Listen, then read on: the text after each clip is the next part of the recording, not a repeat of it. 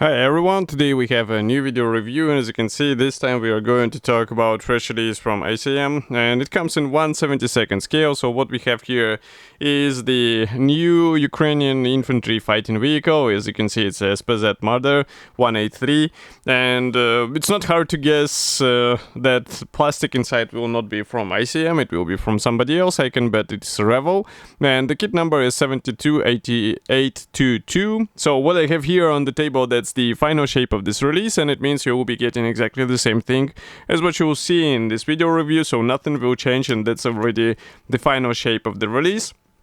So first of all, the box size is not that huge. Here you can see comparison with my hand. Also on the side here you'll find some information about the kit. So we have here 161 parts. An assembled vehicle will be 95 millimeters long. And on the opposite side we have quite an interesting thing, because as you can see we have here the 4 marking options, but note that one of them is actually with the flag, just like here on the box art, and I wonder how it will be copied, probably with a decal or maybe with a printout. But in order to find out what is actually used to copy this element of the model, I will have to open the box, obviously. And as you can see, I'm cutting through the plastic tape, because that's already, I would say, a traditional feature for ICM, that they seal their boxes. And if you have the box with the cut-through seals, it's a good reason also to ask seller what is going on and why the box was opened, obviously. So as you can see, this top cover, it's color printed. Here we have quite flexible cardboard, so it's not providing any protection, but that's good, because here we have the sturdy white cardboard box, and if I open it, here is what we have inside. So that's exactly the Revel plastic, as I was saying before. All sprues are sealed into one plastic bag, so I just need to use scissors in order to open it, and then we will be able to check everything together with you and see how this Marder vehicle is actually copied in a small scale. And I did not review the original Revel plastic before, so it's also interesting for me to check it this way as well. And as far as you can see, there are not that many frames, even though the parts count is quite impressive for this scale. So here is what we have on the first sprue. And just give me a second to place the sticker back, because there was some dust from the box. So here, as I said, we have the first sprue. As you can see, we have this top hull panel, which is molded as a single piece part, and that's quite good in this scale. So you get the proper alignment, and also the final result will look a bit more consistent, because you don't have any separate panels. But note that the rear door is molded separately, and I wonder if it will be possible to open it, so we'll have to check the assembly manual. There are a lot of thin parts as well, so be careful with this. And as you can see, we even have some pouches which will be placed on the vehicle. And in order to show you the external features, I will just zoom in even closer, so here you can take a closer look. And if we flip over this kit, there is nothing inside, I guess. Or maybe the rear compartment might be detailed. I wonder if it will be, actually. But I think it should not be, because this is not an interior kit, as I said before. So we will see it in the assembly manual, obviously. Next, we have also the side skirts. These are provided on the separate sprue, and as you can see, they are placed on a quite thin attachment points. Here on the opposite side, you can see also we have some features pre-molded as well. So it's quite nice detailing, and I think with some careful weathering, with some washes, you can bring out these details, and they will not be lost under the layer of paint or primer or anything else you will be applying on your model kit. Next, we continue with this sprue. So here again, I have to zoom out a bit. And here, as you can see, we have the turret parts. So the turret on this vehicle is quite interesting, because it's not manned turret as far as I remember. So that's why it will be quite thin in profile. But we have here the hatch, and also it is molded separately, so you can probably open it.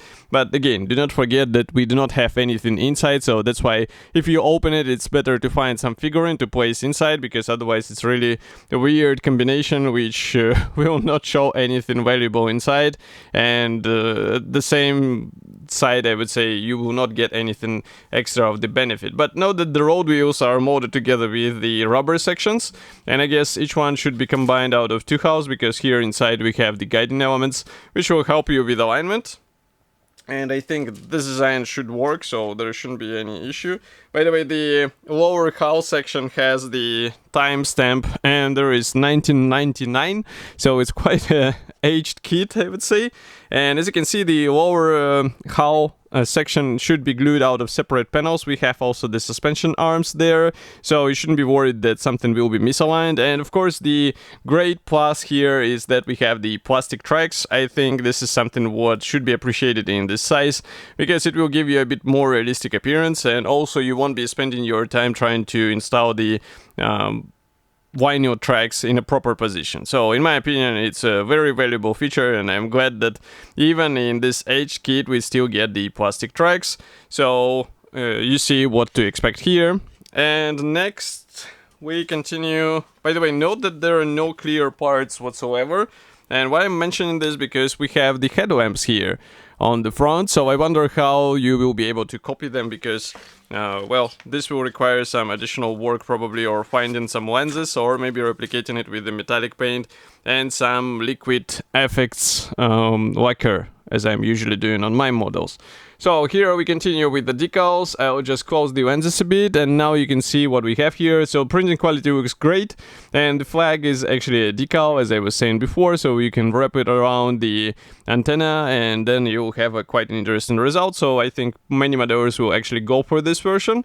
And well, some of the symbols can be replicated with the masking templates, but this is already your decision, because in this scale it might be a bit tricky thing to do, so you should have a certain experience to go to such depths, I would say. So here we continue with the assembly manual, the short history note and technical specifications here on the cover. Next we continue with the parts map, and assembly process starts with the lower hull section and suspension. So it's quite straightforward. We have the guiding elements here, which will help you to align everything in a proper position. Here you can see how the plastic tracks going around, and I guess that's the case when you have to assemble everything in place. In some models you can leave it aside, but not here, because as you can see, you should have everything joined properly and then cover it with the primer. But maybe you will be able to somehow make it possible to assemble it later. That's already a question to you.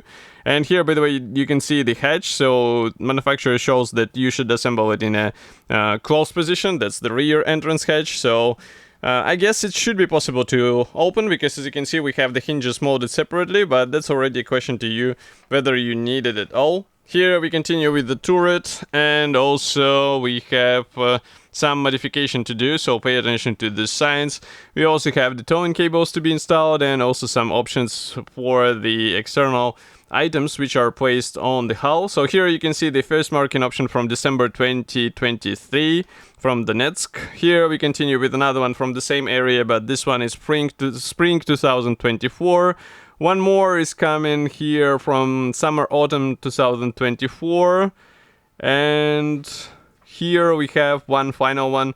It's the autumn 2024 from Kursk region, so quite interesting one as well. As you can see, we have this triangle here as well. But overall, I think it's a quite nice small scale kit, especially for these modelers who wanted to have it in this, let's say, modern camouflage. So now you have a chance to get it out of the box without searching for some aftermarket. And of course, I will be happy to hear your opinion about this release. Write it here in the comment section below. You can find this kit in Modelimex webshop. And of course, do not forget to subscribe, because this will help me greatly. And of course, you won't miss new videos. And I will see you in the next video review as usual. Thank you for joining me today, and bye.